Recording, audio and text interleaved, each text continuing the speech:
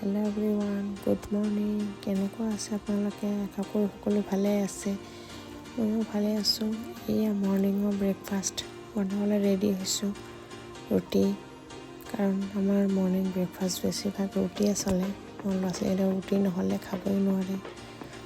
ধুম স্পীডত ৰুটিকেইটা আটাখিনি মাৰি গুলিখিনি কৰি পেলাই বেলি আছোঁ। মানে কি আৰু স্কুল যাব ন, মৰ্ণিং টাইমত টিফিন দিব লাগে, বহুত লেট হৈ যায়। সেইকাৰণে পটাপট মই ৰুটিখিনি বনাই ৰেডি কৰি আছোঁ। ৰুটিখিনি বনাই পেলাই আপোনালোকে কি কৰে ৰাতিপুৱা ব্ৰেকফাষ্ট ক'বচোন বাৰু। মাজে মাজে মোৰ চলে আৰু কেতিয়াবা ধৰক যিয়ে পাওঁ তাকে চলে, কিন্তু বেছিভাগ মনডে টু ছেটাৰডে ৰুটিয়ে চলে। ছানডে জানিবলৈ বেলেগ। এতিয়া এই ছোৱালীজনী মুখ ধুই আহিছে, তাই এতিয়া মোৰ লগত আহি পেলাই আটা গুলিলৈ খেলি আছে। চাওকচোন, ৰুটি দি থৈছোঁ পটাপট খাবলৈ, তাই নাখায় আটা লৈ এনেকুৱা ৰুটি বেলি থাকে। বাপেকে আহি গালি পাৰি আছে, কৈ আছে যে পঢ়া লিখা নাই, ৰুটি খাবলৈ দিছে নাখায়, আটা লৈ খেলি আছে। তাকে তাই উল্টা বাপেকক দম দিলে। এনেকুৱাই কৰি থাকে তাই এনেই টাইম ঘৰখনত। বাপেকৰ খং উঠিছে, আহি পেলাই মোবাইলটো দাঙি লৈ গুচি গ'ল। এয়া এতিয়া তাই মোৰ লগত বহিছে, মোৰ লগত ব্ৰেকফাষ্ট কৰিলোঁ। ৰুটি দিলোঁ, ভাজি দিলোঁ, চাহ দিলোঁ, নাখাই উঠি গ'ল এয়ে কৰিলে। তাৰপিছত এই মই ঘৰ ঝাৰু দিলোঁ, দি চাফাইখিনি কৰি পেলাই আছোঁ। ৰাতিপুৱা মৰ্ণিং কিমান কাম থাকে ন, আজৰিয়ে নহওঁ, কি কৰিম। এই ঘৰ ঝাৰু দি এতিয়া বাহিৰত ছোৱালীজনী কি কৰিলোঁ, স্কুলৰ পৰা আহি চাইকেলটো আগফালে থৈ দিলে। চাইকেলটো আনিব যাওঁতে পালোঁ ভৰিত দুখ। চাওকচোন, মোৰ ভৰিটো ছালটোৱে চিলি গ'ল। কি কৰিম আৰু, এনেকুৱাই চলে আৰু, উপায় নাই। এয়া জাগাবিলাক চব উল্টা কৰি থয় স্কুলৰ পৰা আহিলে, এইবোৰ চব ঠিক কৰিব লাগে। মাজে মাজে আকৌ চৰাইটোকো চাব লাগে, আমাৰ মাইনাটোক, তাক নাচালেও নহয় জানিবা। এইফালে মিস্ত্ৰী ঘৰৰ কাম চলি আছে, প্লাষ্টাৰ। পিছফালে হাজবেণ্ডে ৰখি হাঁহি আছে, মই ভিডিঅ' বনাই থকা দেখা পাই। গোটেইটো পানী মাৰি একদম চোতাল গেলা কৰি দিলে।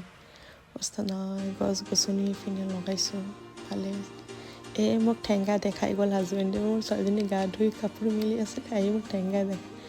এইফালে সৰু ছোৱালীজনী গা ধুই আহি পেলাই ঠিক হৈছে। চাওকচোন, কপালত কি জানো লগাই থৈছে, এৰাব বিচাৰোঁ এৰাবই নিদিয়ে, এনেকুৱাই লগাই ৰাখে তাই। এনেই দিম, কি কৰিব ছোৱালীৰ মানুহ।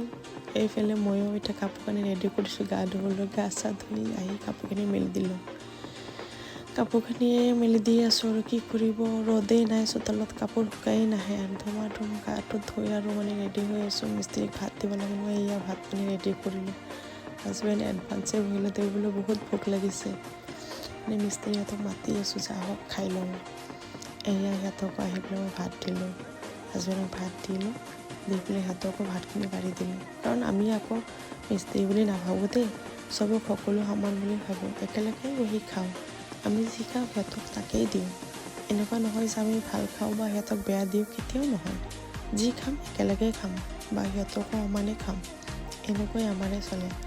ৱালটো দেখিছেনে পিছফালে পূৰা ভিজি আছে, কাৰণ পানী মাৰিছে যে, পিছফালে প্লাষ্টাৰ চলি আছে সেইকাৰণে। এইফালে সিহঁতক মই ভাত পানী দি পেলাই দি আছোঁ, কি লাগে কি নালাগে ল'বলৈ আকৌ লাজো পাই ন। ফটাফট দি ৰেডি কৰি এইপিনে মোৰ ছোৱালী দুজনীকো বহাই দিলোঁ, খাই লোৱা, মোৰ দেৰি হ'ব, সিহঁতক দি আঁঠুৱাখিনি কৰিব লাগিব। এইপিনে সিহঁতক এই ছোৱালী দুজনীক, সৰু ছোৱালীজনী আকৌ ভাত নিজে নাখায়, তাইক আকৌ খুৱাই দিবহে লাগে। মোবাইল নহ'লে ভাতেই নাখায়, ইমান দুষ্ট কৰি ছোৱালীজনী যে, মানে কি ক'ম আপোনালোকক। বিৰাট কচু। বাপেকে গালি দি থাকে মোবাইল চোৱাৰ কাৰণে, কথাই নহ'লে। এইপিনে ময়ো বহি গ'লোঁ, মিস্ত্ৰী খাই গ'ল, হাজবেণ্ডৰ হয় নাই। মই বহি গ'লোঁ, মানে হাজবেণ্ডৰ অলপ পেৰালাইচিছটো, মানে কষ্ট হয়, বাওঁ হাতেৰে চামুচ দি খায়, সোঁ হাতেৰে ভাতে খাব নোৱাৰে। কম দিয়ক কেতিয়াবা আমাৰ কাহানী, কাৰণ তেওঁ এটা পেচেণ্ট হয়, ময়ো এজন পেচেণ্টেই হয় ক'ব গ'লে। কিন্তু এতিয়ালৈকে মই কাৰো লগত শ্বেয়াৰ কৰা নাই জানিবা, কৰিম কেতিয়াবা। বেছি দিন হোৱা নাই, আমাৰ হাজবেণ্ড ৱাইফৰ মাজত মানে অপাৰেশ্যন এটা হৈছে, কিডনী ট্ৰান্সপ্লেণ্ট। তেওঁৰ দুটা কিডনী বেয়া হৈছেতো, এতিয়া কি কৰিম, দিয়া মানুহ নাই যিহেতু মই এটা কিডনী ডনেট কৰিলোঁ হাজবেণ্ডক। এনেকৈয়ে আৰু চালাডটো অলপ বেছি খাব লাগে, কাৰণে মই চালাডটো ভাজি এনেকৈয়ে খাওঁ। কি কৰিম, বইলো খাব লাগে মাজে মাজে, জলকীয়া নহ'লে আৰু মোৰ ভাতেই নাযায় পেটেৰে। হাজবেণ্ডে গালি দিয়ে জ্বলা খোৱাৰ কাৰণে। অপাৰেশ্যন কৰিছোঁ, কৈছে আজি 6 মাহ না 7 মাহ হ'ল জলকীয়া খোৱা আৰম্ভণি দিলোঁ।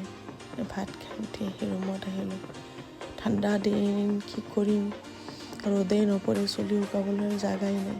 এইকাৰণে ৰুমত আহি লাইট জ্বলাই মেচিনটো ওলালোঁ, ড্ৰায়াৰ মেচিনটো, চুলিখিনি শুকাবলৈ ধৰিলোঁ। মাজে মাজে ছোৱালীজনী আপ ডাউন কৰি কি ডিষ্টাৰ্ব দি থাকে, দৰ্জা মেলে বন্ধ কৰে, কাৰণ মিস্ত্ৰী আপ ডাউন কৰি আছে, ভাল নালাগে ন ঘৰৰ ভিতৰত কি কৰিছে কি নাই।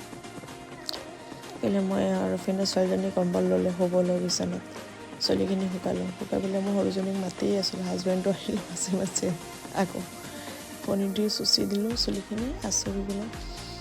এতিয়া সৰু ছোৱালীজনীক মাতিছোঁ যে আহা, তোমাকো মই চুলিখিনি শুকাই দিওঁ। তাই নাহিয়ে আছে, মাতি আছোঁ, এতিয়া আহিলেহে মাত্ৰ মাতাৰ পিছত তাই কৈছে আম্মা মোকো শুকাই দিয়া। এয়া শুকাই দিওঁ, তাইৰ চুলিখিনি পুৰা তিতি আছে। নুশুকালে নহয়, কি কৰিম, আমাৰ চোতালত একদমেই ৰ'দ নপৰে, ড্ৰায়াৰ দি শুকাব লগা হয়। ইমান কষ্ট ঠাণ্ডা দিনত, কি কৰিম, চৰ্দিয়ে লাগি যায় আৰু মাতটো ভাঙি যায়। এতিয়াও দেখিছেনে মোৰ মাতটো পূৰা ভাঙি আছে, কি কৰিম কওকচোন।